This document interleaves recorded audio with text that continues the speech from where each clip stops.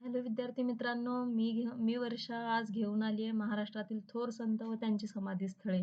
कारण येत्या पुढील सर्व स्पर्धा परीक्षांसाठी हे खूप गरजेचे आहे. संत ज्ञानेश्वरांचे समाधीस्थळ आहे आळंदी, पुणे जिल्हा. संत ज्ञानेश्वर हे महाराष्ट्रातील एक महान संत, तत्वज्ञ आणि कवी होते. त्यांनी भगवद्गीतेवर ज्ञानेश्वरी नावाचा टीका ग्रंथ लिहिला. तुम्हाला तर संत ज्ञानेश्वरांची माहितीच असेल. दुसरे संत आहेत संत तुकाराम.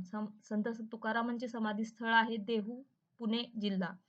संत तुकाराम हे 17व्या शतकातील एक महत्त्वाचे मराठी कवी आणि संत होते. त्यांच्या अभंगांनी समाजाला आध्यात्मिक मार्गदर्शन केले. संत एकनाथ, समाधीस्थळ पैठण, औरंगाबाद जिल्हा. संत एकनाथ हे 16व्या शतकातले एक थोर संत आणि समाजसुधारक होते. त्यांनी भारुड आणि विविध अभंगांची रचना केली. संत चोखामेळा, समाधीस्थळ आहे पंढरपूर, सोलापूर जिल्हा. संत चोखामेळा हे 14व्या शतकातील एक दलित संत होते. त्यांनी समाजातील विषमतेवर आवाज उठवला.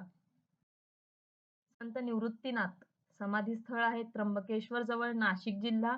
संत निवृत्तीनाथ हे संत ज्ञानेश्वरांचे मोठे बंधू होते. ते एक महान योगी आणि संत होते. गजानन महाराज, गजानन महाराजांना तर आपण सगळेच ओळखून आहोत. समाधीस्थळ शेगाव, बुलढाणा जिल्हा. गजानन महाराज हे 20व्या शतकातील एक संत होते. त्यांची लीला आजही अनेक भक्तांना प्रेरणा देतात.